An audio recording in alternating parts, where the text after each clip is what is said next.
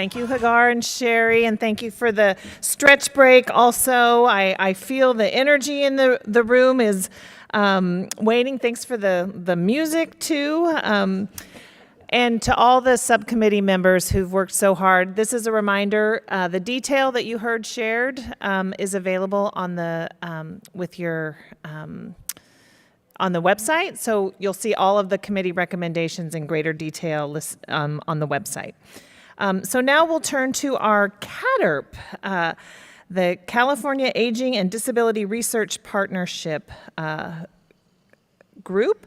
The purpose of CADRP is to advance age and disability-focused research, provide input on key performance indicators and data sources to inform the MPA, and model a research partnership between state government and academic institutions. Presenting on behalf of CADRP are Dr. Zia Aga, Chief Medical Officer and Executive Vice President with West Health Institute, one of our MPA funders, and Angela Perrone with the Center for Advanced Study of Aging Services at UC Berkeley. Zia and Angela, please come to this. You're ready. They're ready.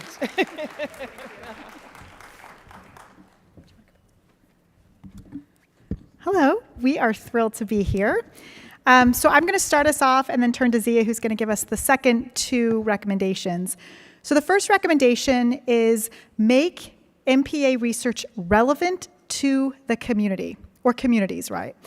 And so this really involves ensuring that we have data storytelling. And so as many of you noted, or was mentioned earlier, we have the data dashboard out there.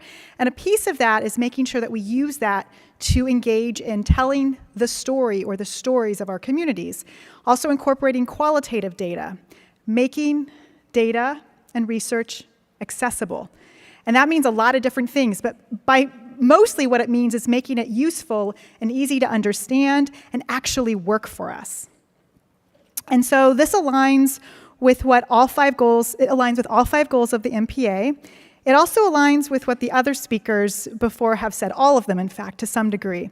So I really think that this was quite a well-crafted schedule because you started off really well with having the voices from the community. And that really intersects with what this particular recommendation is all about. We had Miss Elaine, we had Priscilla, we had Eileen talk about their experiences and stories about culturally responsive services, awareness about services and supports, the need for how to coordinate services, how to fund them. And so this recommendation tries to get at the heart of that by elevating those voices and elevating the experiences to make sure that they're relevant, to make sure that we're hearing them, and to make sure that we can have impact for these stories. And we're from the research group, so we're also thinking about it from the research perspective as well. So I'll also note that, so Zia and I talked about providing two examples to really sort of drive some of this home. And since this is, the first recommendation is about community, making it relevant, I'm going to share a couple of examples that try to highlight that particular point. So I'll start off, my first example is the CDA supported the first statewide survey of LGBTQIA+ older adults in California. And I know they're going to be releasing the full findings report very soon, but one key takeaway was that there are, not surprisingly, a fair amount of disparities among and within LGBTQIA+ older adults.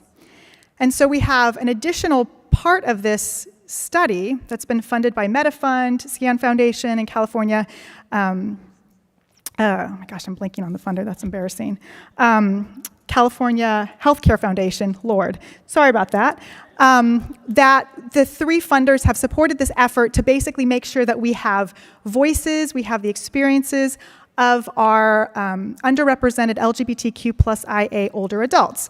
And so we have done 20 to 25 focus groups with Black, same-gender loving older adults, with Indigenous, and these are talking circles with Indigenous older adults, with folks from rural communities, folks from a variety of other underrepresented communities where there are different disparities, different targeted needs, and those are the stories that we're trying to elevate, the stories that we want to make sure get heard through this particular recommendation, this first recommendation.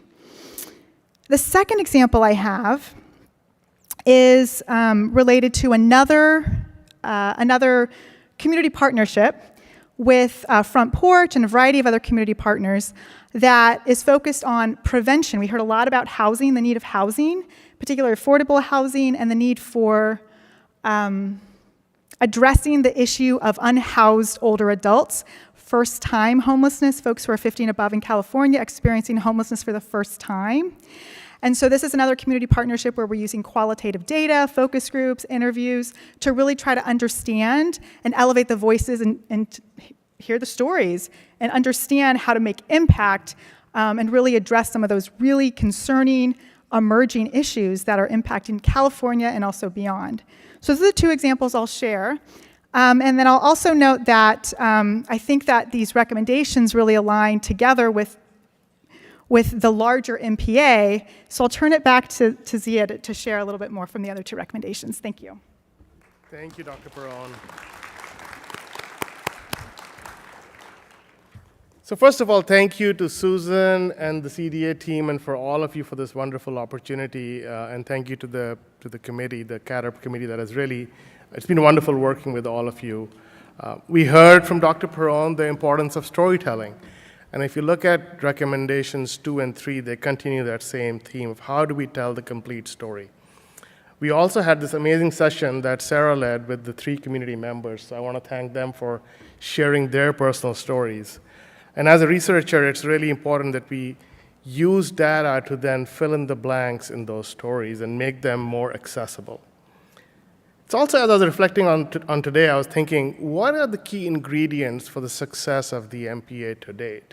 And to me, it's the sense of partnership, collaboration, inclusiveness, and integration. And those really have been the key drivers.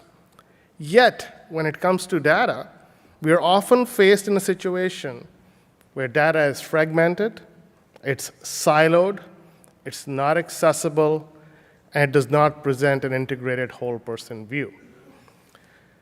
So our second recommendation really is addressing that gap. How do we help to present an integrated data view that can help us tell the full story? Now, it's not all doom and gloom. I'm proud to say that there are examples and shining examples in California of how data is being pulled together.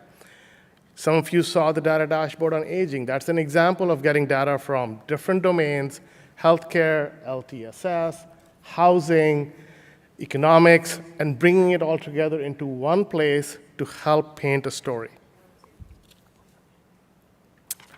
There's an effort being led by the state around bringing together healthcare payment data.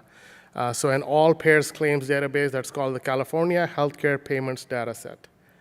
This really is a place where you can get data for every payment for, doesn't matter which insurance provider and which place you got your healthcare. It brings it all into one place, which really makes it powerful in analyzing both the needs and the investments that we're making in healthcare and how to assess the outcomes. And finally, excited that California has launched its open data portal, which again brings a lot of these different data sets together, but also capabilities on how to analyze that data. So our hope is that with the second recommendation, we're going to continue to double down on these examples and expand.